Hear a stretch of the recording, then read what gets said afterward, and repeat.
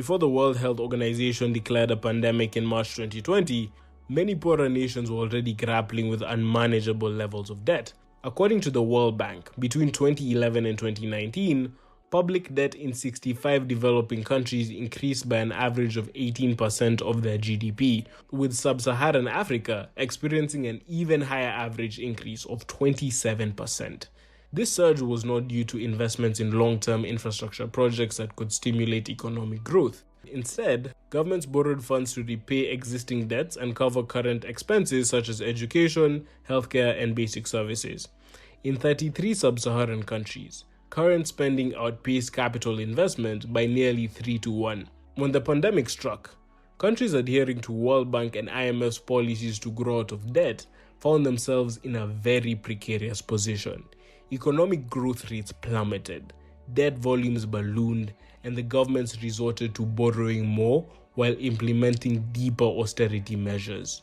This cycle intensified the debt burden on already struggling populations. The International Monetary Fund warned of an impending banking crisis, noting that high debt levels, inflation, and low growth rates could lead to the collapse of up to a third of banks in poorer nations. Despite recognizing these risks, the IMF and World Bank offered no credible pathway out of the crisis. Their focus remained on maintaining market stability, often at the expense of improving living conditions for the majority. In its October 2022 fiscal monitor report, the IMF acknowledged that governments should ensure access to affordable food and protect low-income households from rising inflation. However, it cautioned against measures like price control, subsidies, or tax cuts, deeming them costly and ineffective. Instead, the IMF recommended, and I quote, fiscal consolidation and growth-enhancing supply-side reforms, essentially advocating for continued austerity. To understand the current situation, we must examine the role of the International Monetary Fund and its policies. Established in 1944 during the Bretton Woods Conference, the IMF's original purpose was to promote international trade, financial stability, and economic growth. However, the aftermath of Mexico's 1982 debt default marked a turning point. The IMF initiated what its managing director, Michel Camdesas, termed a silent revolution. Departing from its initial mandate, the IMF began imposing stringent conditions on countries seeking financial assistance.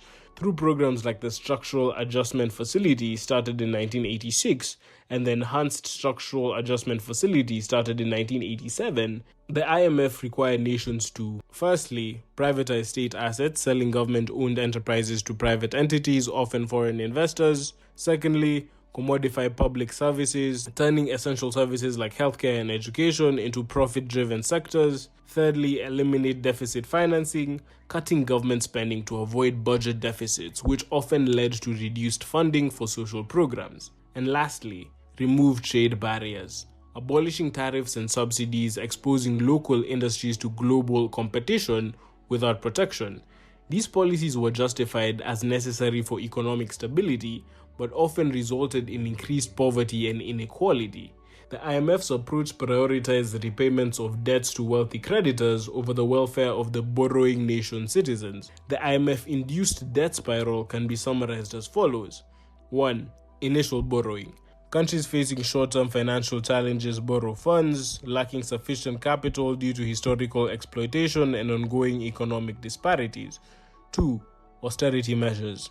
The IMF requires cuts in government spending on essential services to ensure debt repayment. 3. Increased poverty. Reduced social spending leads to deteriorating living conditions, exacerbating poverty and inequality. 4. Dependency on exports. Nations increase exports of raw materials at low prices to generate revenue, often at the expense of developing local industries. 5. Ballooning debt. As revenues decline due to falling commodity prices, countries borrow more to service existing debts, deepening their financial woes. And finally, loss of monetary autonomy. IMF policies limit countries' ability to implement independent monetary strategies, trapping them in a cycle of dependency. Even within the IMF, some recognize the adverse effects of these policies. In 2016, senior economists published an article questioning the effectiveness of neoliberalism, the economic ideology that underpins these policies, and acknowledging the harmful consequences of austerity measures on developing nations. Despite this introspection, substantial policy shifts have not occurred.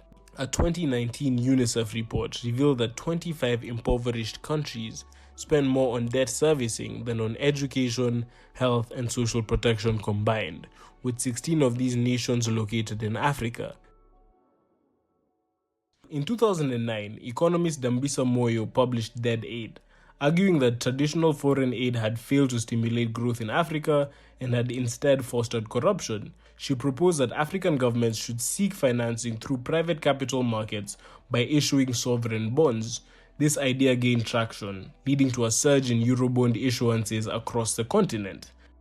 By 2020, 21 African nations had collectively issued Eurobonds totaling $135 billion, a staggering 322% increase from $32 billion in 2010. This rapid accumulation of debt outpaced borrowing from both multilateral institutions and bilateral creditors, including China. Contrary to narratives focusing on Chinese debt diplomacy, the data indicates that private creditors and bondholders are the primary contributors to Africa's current sovereign debt crisis.